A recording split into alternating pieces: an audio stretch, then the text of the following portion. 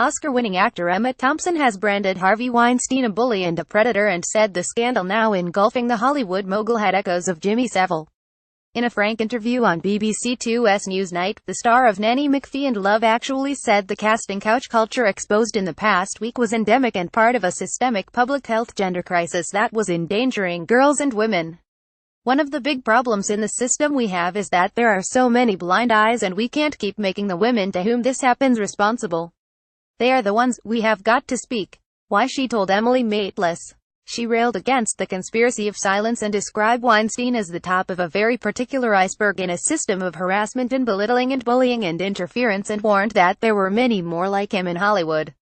Asked if she was a friend of Weinstein, who was credited with transforming the British film industry in the 1990s, she replied emphatically no, and that is the understatement of the century. She spoke hours after British actor Sophie Dix went public with allegations of a sexual assault involving masturbation, which she said was the most damaging thing to have happened in her life. Thompson said she was unaware of the specific incidents but was not surprised. She said she only had business dealings with Weinstein and clashed with him over Nanny McPhee when Miramax owned the film. BBC Newsnight. At BBC Newsnight, I spent my 20s trying to get old men's tongues out of my mouth. Emma Thompson on being a woman in Hollywood. Pic.twitter.com 5A52R3TC 11 October 12, 2017. I think there are probably about 1 million missed opportunities to call this man out on his disgusting behavior, Thompson said. I don't think you can describe him as a sex addict. He's a predator. That's different. He's at the top of, as it were the ladder of, a system of harassment and belittlement and bullying and interference. This has been part of our world, women's world, since time immemorial. So what we need to start talking about is the crisis in masculinity, the crisis of extreme masculinity, which is this sort of behavior.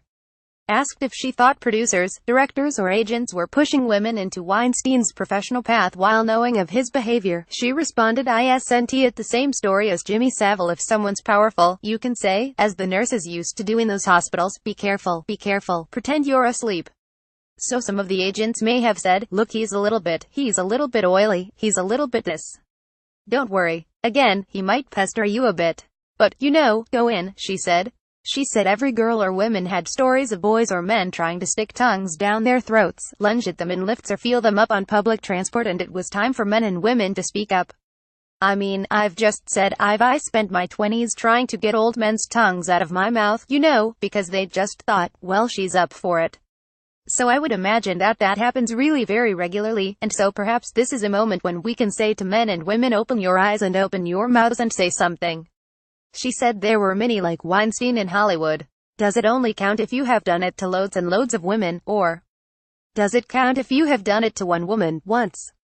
I think the latter. She recalled how she threatened to walk out of a film after another unnamed producer told her co-star to go on a diet to appear in Brideshead Revisited.